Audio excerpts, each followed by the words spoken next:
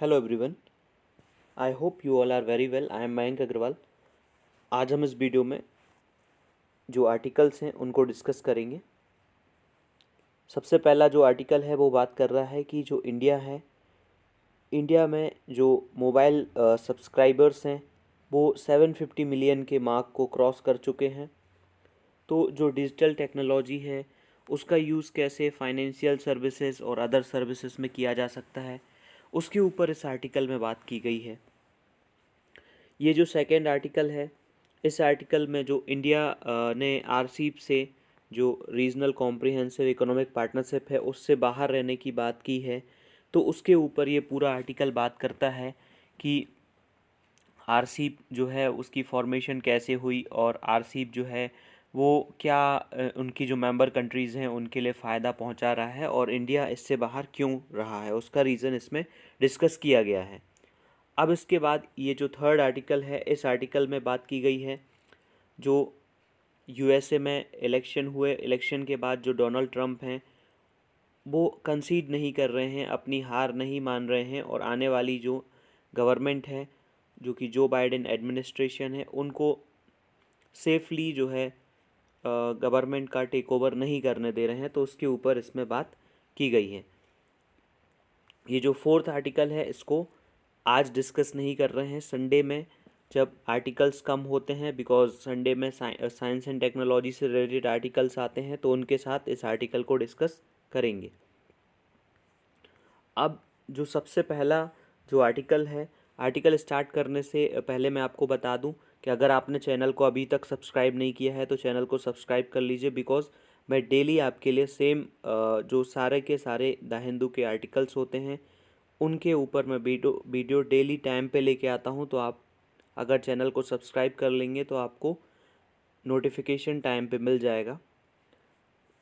Discuss कर लेते हैं। सबसे पहला आर्टिकल बात की जा रही है कि इंडिया में जो है स्मार्टफ़ोन बहुत ही ज़्यादा अफोर्डेबल रेट पे अवेलेबल हैं, साथ में जो इंटरनेट एक्सेस है वो बहुत अच्छा है। तो उसकी वजह से इंडिया में 750 मिलियन से ज़्यादा जो है वो कनेक्शन हो चुके हैं और इंडिया जो है एक तरह से जो है डिजिटल नेशन बनने की तरफ आगे जा रहा है और साथ में जो फाइनेंशियल टेक्नोलॉजी सेक्टर है वो भी बहुत आगे बढ़ रहा है। अभी तक पहले ऐसा होता था कि कोई भी जो फाइनेंशियल सर्विसेज है उनको अवेल करने के लिए आपको आवर्स तक, घंटों तक एक लाइन में लगा रहना पड़ता है। जैसे कि बैंक है, तो बैंक से अगर आपको अपना बैंक स्टेटमेंट चाहिए है तो उसके लिए आपको घंटों तक क्यू में लगा रहना पड़ेगा। लेकिन अगर आप बैंक का कोई ऐप यूज़ करते हैं तो with the help of that app you can get all your details easily. तो आप उस ऐप की हेल्प से सारी जो डिटेल हैं वो ईजीली ले सकते हैं। साथ में जो डेली का जो यूटिलिटी बिल है उसको पे करने के लिए, जैसे इलेक्ट्रिसिटी बिल है, फ़ोन का बिल है, कोई भी वाटर का बिल है, ये सारे जो बिल हैं उनको देने के लिए भी बहुत ज़्यादा ही लोगों को टाइम लगता था। अब वो जो है वो सेकेंड्स में पे किए जा सकते हैं with the help of financial technology. जो ये फिनटेक कंपनीज़ हैं, फिनटेक मीन्स होता है फाइनेंशियल टेक्नोलॉजी, जैसे कि पेटीएम है, गूगल पे है, फ़ोनपे है, पॉलिसी बाज़ार है। पॉलिसी बाज़ार से आप जो बहुत सारी सर्विसेज हैं, जैसे आपको इंश्योरेंस करवाना है अपनी कार या बाइक का, तो that insurance can be done seamlessly without any much effort. मतलब आपको वहाँ तक नहीं जाना पड़ेगा, आप अपने मोबाइल से ही सारी सर्विसेज अवेल कर सकते हैं। तो डिजिटल टेक्नोलॉजी की वजह से बहुत बड़ा जो चेंज है वो आया है। इसके बाद डिजिटल जो प्लेटफॉर्म है वो बहुत सारे गुड्स और सर्विसेज प्रोवाइड करते हैं, जैसे ऑनलाइन एजुकेशन है, दूसरी जो टेलीमेडिशन है। कुछ ऐसे जो रीज़न हैं जहाँ पे डॉक्टर्स की अवेलेबिलिटी नहीं है या डॉक्टर्स अपॉइंट करने के बाद भी वहाँ पे नहीं पहुँच पा रहे हैं, बिकॉज़ डॉक्टर्स जो हैं वो अगर किसी मेट्रो सिटी में रहते हैं तो भी टेलीमेडिशन के थ्रू वो उस रूरल एरिया तक पहुँच सकते हैं जहाँ तक वो वैसे नहीं पहुँच सकते थे। और टेलीमेडिशन का जो क्षेत्र है वो तो जो कोविड-19 पैंडेमिक की वजह से अब और भी ज़्यादा जो है वो बढ़ गया था और बहुत सारे जो प्रोफेशनल्स हैं, जो वर्किंग प्रोफेशनल्स हैं, वो टेक्नोलॉजी की हेल्प से जो है वो वर्क फ्रॉम होम कर पा रहे हैं। अब यहाँ पे ये बात जो है वो एक प्रकार से इसको पूरी तरह से ये नहीं कह सकते कि इंडिया में digital technology way of life है, बिकॉज़ ऐसे बहुत सारे रीज़न हैं इंडिया में जहाँ पे जो है टेक्नोलॉजी उतने अच्छे से लोगों के पास नहीं पहुँची है। बिकॉज़ ऑफ टेक्नोलॉजिकली कुछ लोग इलिटरेट हैं, कुछ दूसरे तरह से इलिटरेट हैं जो टेक्नोलॉजी को उतने अच्छे से समझ नहीं पाते, और जो फ्रॉड है वो भी टेक्नोलॉजी की वजह से होता है, जिसको समझना एक तरह से मुश्किल होता है। दूसरा, यहाँ पे बात की जा रही है कि जो प्राइम मिनिस्टर हैं उन्होंने अपनी बेंगलुरु टेक समिट में ये बात रखी थी कि जो ट्रू मेज़र है डिजिटल नेशन का, readiness of government to use technology to create open participatory public system. मतलब ये कुछ इस तरह से सिस्टम है कि गवर्नमेंट अगर आगे आके रेडीली टेक्नोलॉजी को अडॉप्ट कर रही है हर क्षेत्र में, जिससे कि वो सिटीजन्स की लाइफ को ट्रांसफॉर्म कर सके। और यहाँ पे गवर्नमेंट को एक रिलेबल सिस्टम प्रिपेयर करना चाहिए जिससे वो लोगों का डिजिटली वेलफेयर कर सकें। अब यहाँ पे सबसे बड़ी जो इसकी बिगनिंग हुई वो है citizen service common service centre. जो कॉमन सर्विस सेंटर है वहाँ पे डेथ सर्टिफिकेट, बर्थ सर्टिफिकेट और इनकम सर्टिफिकेट, ये सारे जो सर्टिफिकेट हैं वो विदाउट एनी मच एफर्ट बन जाते हैं। एग्रीकल्चरलिस्ट को एडवाइस देना, digital payment of welfare benefits through bank account के थ्रू आप कोई भी पेमेंट आजकल कर सकते हैं। दूसरा, जो लीगल एडवाइस है 4 लाख पीपल को under tele law scheme. India में बहुत सारे केसेस पेंडिंग हैं और लोगों को जो है वो सही लीगल एडवाइस नहीं मिल पाती, तो उसके बेसिस पे लीगल एडवाइस भी दी जा सकती है। अब यहाँ पे एक चैलेंज है कि डिजिटल जो सेक्टर है, डिजिटल जो टेक्नोलॉजी है, उसको अदर सेक्टर्स में कैसे इम्प्लीमेंट किया जाए। जैसे कि रोड सेफ्टी है, उसके लिए ट्रैफिक लाइट है, आर्टिफिशियल इंटेलिजेंस है, इमीडिएट ब्रेकिंग सिस्टम है। इसको अप्लाई अगर कर लिया जाएगा तो बहुत बड़े चेंजेस आ सकते हैं। जो मोर्टेलिटी रेट है, जो 1,50,000 लोगों की डेथ हो जाती है पर ईयर एक्सीडेंट से, उन डेथ्स से जो है वो बचा जा सकता है।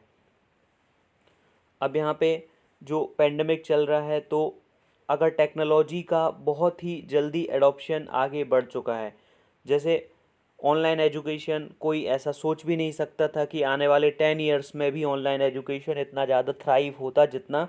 मैं यहाँ पे स्कूल एजुकेशन की बात कर रहा हूँ। ऑनलाइन एजुकेशन जो है कॉलेज लेवल पे और कॉम्पिटिटिव एग्ज़ाम प्रिपरेशन लेवल पे तो बहुत ज़्यादा ही पहले से ही बहुत ज़्यादा थ्राइव हो रहा है। बट जो स्कूल एजुकेशन का ट्रांसफॉर्मेशन हुआ है पेंडेमिक के आने की वजह से, वो टेक्नोलॉजी की वजह से हुआ है और बहुत फास्ट पेस में हुआ है। जो चीज़ 10 ईयर्स में होनी थी वो अप्रॉक्सीमेटली 3 मंथ 4 मंथ में सारा चेंज आ गया। अब यहाँ पे दूसरी चीज़ बात की जा रही है, बहुत सारी गवर्नमेंट ने ये जो है अपने एजेंडा में ये बात रखी कि वो यूनिवर्सल हेल्थ कवरेज जो है प्रोवाइड करेंगे, बट वो ऐसा नहीं कर पाए। लेकिन अब जो है टेक्नोलॉजी की हेल्प से सभी को हेल्थ कार्ड प्रोवाइड करने की बात की जा रही है, और साथ में डिजिटल हेल्थ आइडेंटिटी हर एक पर्सन के लिए, जिससे कि उस पर्सन की जो सारे के सारे प्रिस्क्रिप्शन हैं, जो भी मेडिसिन की प्रिस्क्रिप्शन है, उनको अच्छे से संभाल के रखा जा सके। जो भी उसके टेस्ट हुए हैं उन टेस्ट को जो है फर्दर डॉक्टर प्रीवियस टेस्ट को भी एनालाइज कर सके, और जिससे अगर कोई नीडी पर्सन है तो उसको फ्री में मेडिसिन मिल सके, एसेंशियल जो प्रिस्क्रिप्शन ड्रग्स हैं वो मिल सके। जो हेल्थ आईडी है वो essential medical services free provide करने का काम करेगी। अब जो प्लानिंग कमीशन था पहले, अब प्लानिंग कमीशन के प्लेस पे जो है वो नीति आयोग है। बट प्लानिंग कमीशन ने ये एस्टिमेट किया था कि इस चीज़ की जो कॉस्ट है वो 0.1 से 0.5% ऑफ द जीडीपी आएगी। अब इसका मतलब क्या होता है 0.1 टू 0.5% ऑफ जीडीपी? मतलब जो इंडिया की टोटल जीडीपी है, let's say total GDP 330 lakh crore rupees है, तो उसमें से जितना भी जो है वो उसका 0.1 से 0.5% जो है वो यूज़ किया जाना है इस सर्विसेज के लिए, जो हेल्थ आईडी है और जो ये हेल्थ से रिलेटेड सर्विसेज हैं उनको डिस्पेंस करने के लिए। तो अब यहाँ पे अगर ये गवर्नमेंट का एक मीडियम टर्म गोल है, मीडियम टर्म मतलब आने वाले 5 साल में गवर्नमेंट ऐसा करना चाहती है, तो what government can do immediately, इस चीज़ को अगर गवर्नमेंट इमीजिएटली इम्प्लीमेंट करना चाहती है तो वैक्सीन जो है, कोविड-19 की जो वैक्सीन है वो गवर्नमेंट प्रोवाइड करना चाहती है। तो ये जो है इससे गवर्नमेंट जो है अपना प्रोसेस जो है वो ट्रांसफॉर्म कर सकती है, और कुछ सर्विसेज के लिए डेडलाइन भी बना सकती है कि ये सर्विस जो है इस डेडलाइन में प्रोवाइड की जानी चाहिए। अब अगर गवर्नमेंट सिटीज़न सेंट्रिक जो सर्विसेज हैं उसको स्टार्ट कर दे प्रोवाइड करना, और हर एक स्कीम के लिए डेडलाइन जो है, हर एक डिपार्टमेंट के लिए जो स्कीम है उसके लिए एक पर्टिकुलर डेडलाइन गवर्नमेंट लगा दे कि इस डेडलाइन के अंडर आपको ये सर्विसेज टेक्नोलॉजिकली आपको अवेल करनी है। जैसे कि टूरिज्म सेक्टर है, तो जितने भी ऑल ओवर इंडिया में जितने भी टूरिस्ट प्लेस हैं उनको एक स्पेस पे, एक प्लेस पे, एक ऐप के थ्रू अगर लोग एक्सेस कर सकें तो लोगों के अंदर फिर क्यूरियोसिटी आएगी और फिर वो उस स्पेस में घूमने जाएंगे। वहाँ पे क्या कितनी होटल्स हैं, क्या हैं, इन सब का डाटा अगर एक स्पेस पे लोगों के पास रहेगा तो वो आसानी से खुद से ही वहाँ पे एक्सेस कर सकते हैं, उन उन प्लेसेस पे पहुँच सकते हैं, जिससे कि एम्प्लॉयमेंट जनरेशन का काम बहुत तेज़ी से हो सकता है।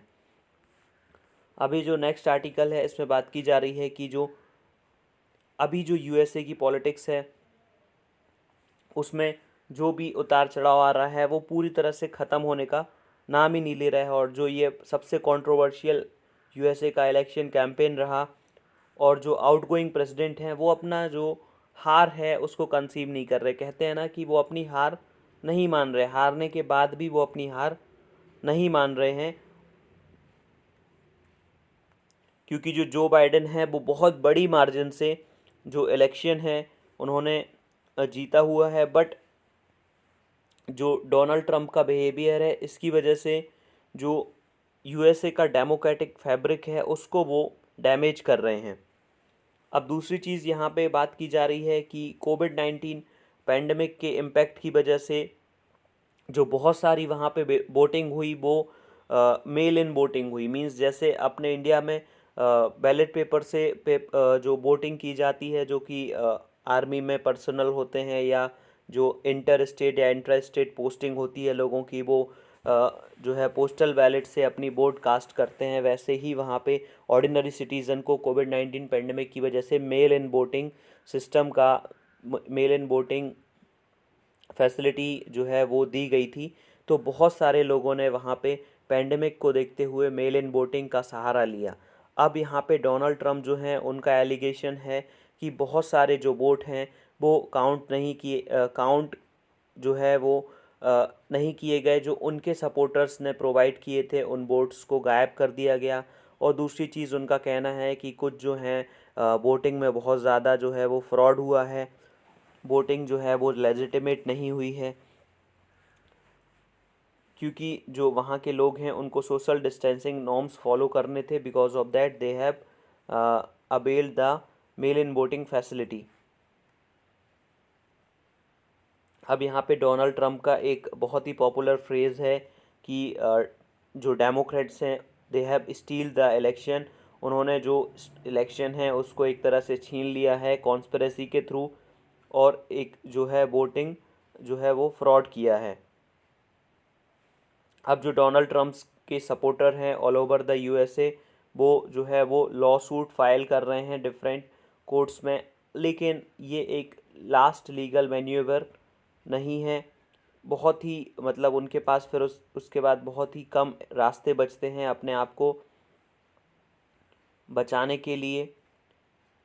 अब यहाँ पे बात की जा रही है कि जो ट्रांजिशन प्रोसेस है इलेक्शन की, मींस डोनाल्ड ट्रंप जो हैं जो अब जो बाइडेन जो है प्रेसिडेंट इलेक्ट, उनको ट्रांसफ़र करना चाहिए सारी जो चीज़ें हैं, लेकिन ऐसा आसान नहीं लग रहा है कि वो जनवरी 2021 तक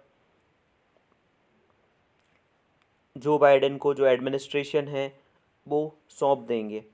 अब यहाँ पे यूएसए में 2 हाउस होते हैं। सबसे पहला एक होता है हाउस ऑफ रिप्रेजेंटेटिव और एक होता है सीनेट। तो कोई भी जो इम्पोर्टेंट बिल है, जैसे अपने इंडिया में अपर हाउस होता है राज्यसभा एंड लोअर हाउस होता है लोकसभा, वैसे ही यूएसए में अपर हाउस होता है सीनेट और लोअर हाउस होता है हाउस ऑफ रिप्रेजेंटेटिव। तो जो सीनेट है उसमें 100 मेंबर्स होते हैं और उन 100 मेंबर्स में अभी जो मेजॉरिटी है वो रिपब्लिकन्स की है, जो कि डोनाल्ड ट्रंप के सपोर्टर हैं। तो अब अगर जो बाइडेन की गवर्नमेंट बन भी जाती है तो वहाँ पे उनको इम्पोर्टेंट जो लॉ हैं उनको पास करने के लिए बहुत ही प्रॉब्लम होने वाली है। और दूसरा, जो इम्पोर्टेंट जो पर्सन्स को वो अपॉइंट करेंगे डिफरेंट मिनिस्ट्रीज़ में सेक्रेटरी के तौर पे, तो उसमें भी उनको एक तरह से प्रॉब्लम आने वाली है। और दूसरा, अभी रिसेंटली का एग्ज़ाम्पल दिया हुआ है कि जो जनरल सर्विस एडमिनिस्ट्रेशन जो चीफ़ हैं एमिली मॉर्फी, उन्होंने ऑफिशियली जो मिस्टर बाइडेन का जो बिन है उसको रिकॉग्नाइज़ नहीं किया है और उनकी टीम के लिए जो $6.3 मिलियन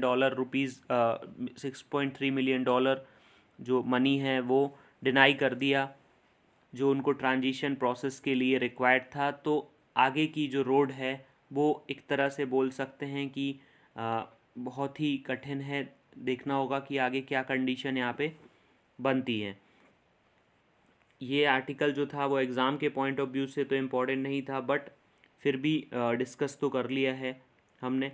नेक्स्ट है ये जो आर्टिकल है, इसमें रीजनल कॉम्प्रिहेंसिव इकोनॉमिक पार्टनरशिप में इंडिया ने जो है अपने आप को बाहर रखने का फ़ैसला किया है, तो उसके ऊपर इसमें पूरा डिस्कशन है।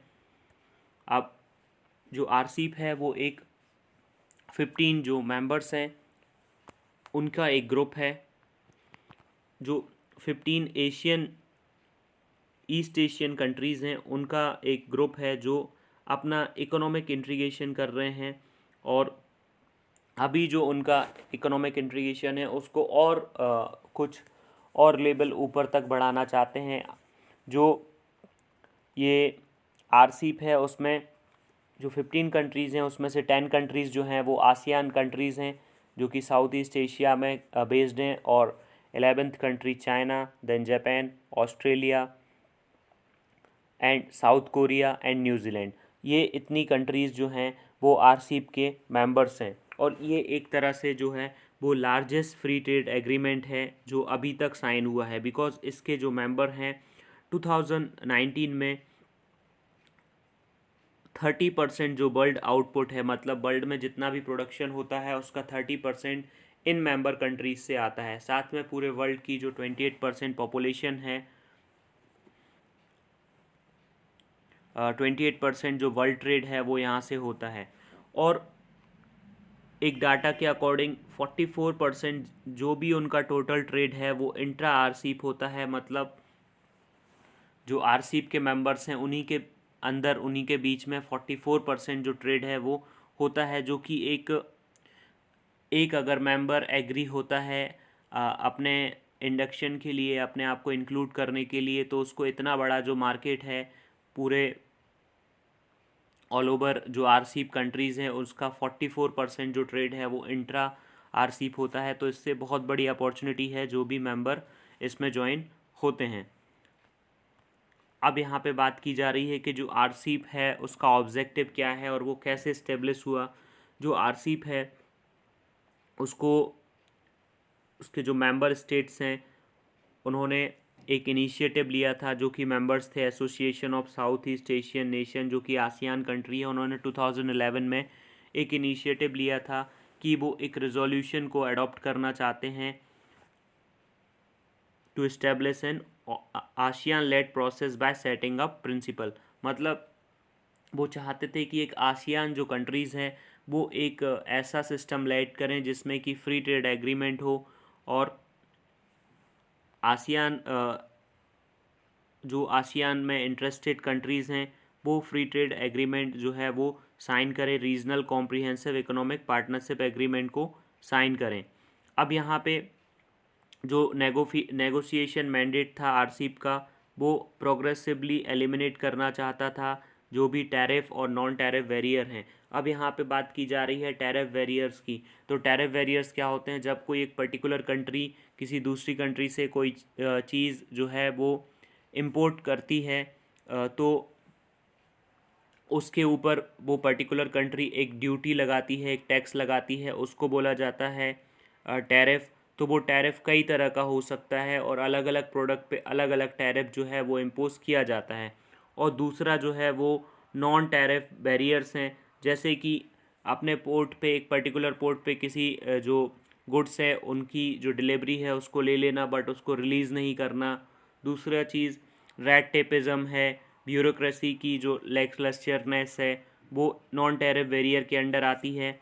तो इसमें बात की गई है कि आरसीईपी से ये सारे जो टैरिफ और नॉन टैरिफ बैरियर हैं उनको हटाया जाएगा और high level of tariff liberalisation जो है वो शुरू किया जाएगा, जिससे कि एग्जिस्टिंग जो लिबरलाइजेशन है आरसीईपी मेंबर के बीच में उसको एक लेवल और ऊपर बढ़ाया जा सके, जिससे कि बहुत ही सीमलेसली ट्रेड हो सके डिफरेंट कंट्रीज़ के बीच में।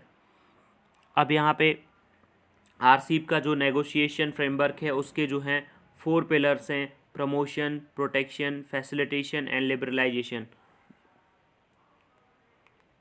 अब जो प्रमोशन है उसके बाद बात की जा रही है promotion, protection, facilitation and liberalisation.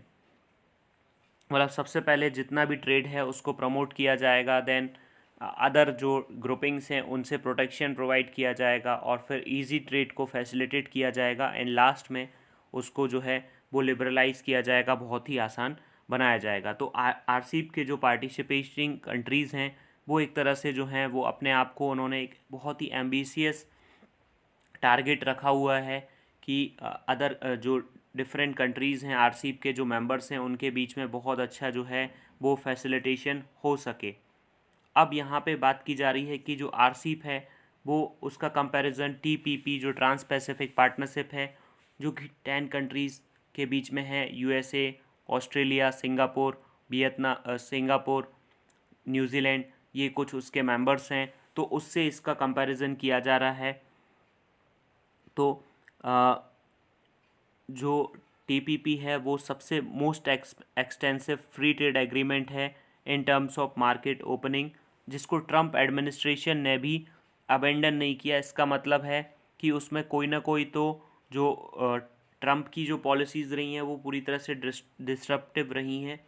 मतलब वो जो है वो एक पर्टिकुलर चीज़ में अगर उनका जो एजेंडा होता है अमेरिका फर्स्ट, अगर वो उसके लिए फेवरेबल नहीं है तो वो उसको अबेंडन कर देते हैं, लेकिन उन्होंने टीपीपी को अबेंडन नहीं किया। तो इस चीज़ से ऐसा समझ सकते हैं कि टीपीपी जो है वो एक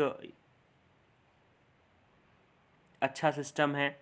अब दूसरी चीज़, टीपीपी के ऊपर ये डाउट है कि वो फ्री ट्रेड प्रमोट कर रहा है बट वहाँ पे हाईली डिस्क्रिमिनेटेड मैनेज ट्रेड हो रही हैं, क्योंकि टीपीपी बहुत सारे जो रेगुलेटरी इशूज़ हैं जैसे कि लेबर और एनवायरमेंटल स्टैंडर्ड है और साथ में जो एंटी करप्शन है उसमें सही से वर्क नहीं कर रहा है। अब यहाँ पे बात की जा रही है कि आखिर इंडिया ने जो है इस पे क्या स्टैंड लिया है और ऐसा क्यों स्टैंड इंडिया ने लिया है। जो आरसीईपी कंट्रीज़ हैं उन्होंने इंडिया के लिए जो है डोर हमेशा से ही ओपन रखा है और इंडिया को जो है 18 मंथ का टाइम दिया गया है और वो एज आ फाउंडिंग मेंबर आरसीईपी में ज्वाइन कर सकता है।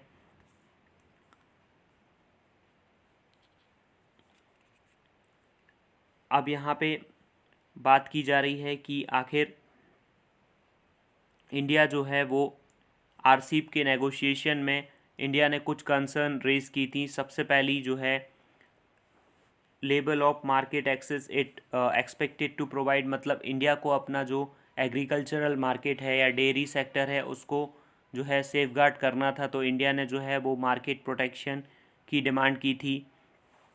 और जो चाइना है उससे जो इम्पोर्ट हैं